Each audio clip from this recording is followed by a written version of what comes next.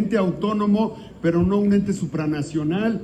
El Poder Judicial no se tiene que convertir en un ente que está en contra del progreso del país.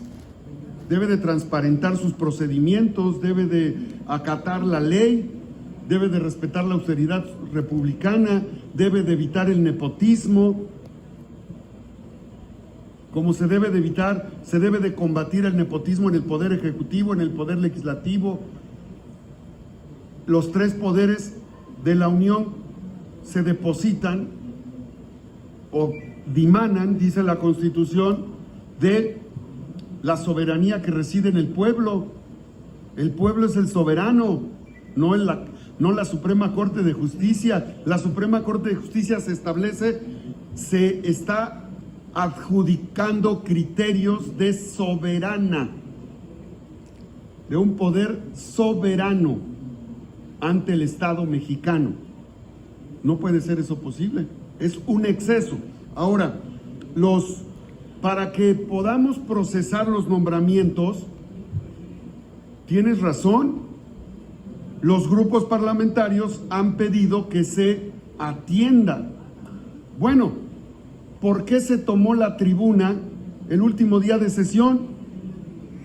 Pues porque se hizo el procedimiento un día antes, no se alcanzó la votación, se cumplió con el procedimiento, no se alcanzó la votación y ese fue el argumento para tomar la tribuna. Nos tuvimos que ir a Xicoténcatl a legislar para lograr, con el voto de Morena, PTP, Partido Verde, el 3 de 3 a favor de las mujeres, a favor de los niños, a favor de las comunidades indígenas, a favor de los micro, pequeños y medianos empresarios, porque para una parte, lo digo con respeto, para una parte de los legisladores, el único tema que importa es el INAI.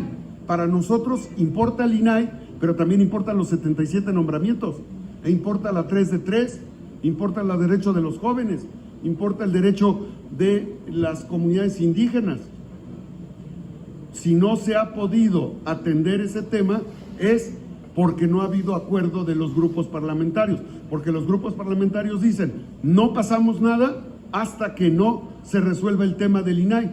Esa es lo que ha venido generando una burocracia que afecta el proceso legislativo.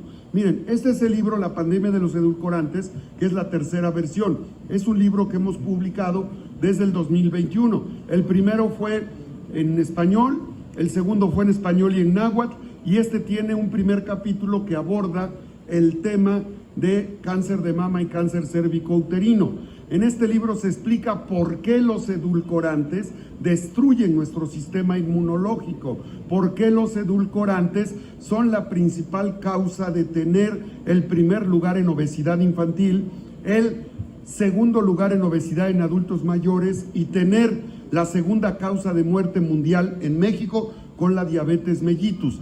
Aquí explicamos cómo de manera integral tenemos que recuperar la salud y cómo en México las empresas refresqueras a los que la Corte les hace guiños con las resoluciones que se han amparado para no poner los sellos de advertencia alimenticios, representan una afectación. En México es el país donde más refresco se consume en el mundo, mientras en el promedio de 200 países del mundo se consumen en promedio, un vaso de refresco cada 3 días, en México se consumen 9 vasos de refresco al día. Así está de grave el tema, es un negocio. Por lo tanto, la pandemia que tenemos en México es la pandemia de los edulcorantes. El 80% de los refrescos que están envenenando a nuestro país los producen empresas extranjeras que tienen concesiones de agua y que por cada litro de refresco ocupan 20 litros de agua. Es lo que está pasando.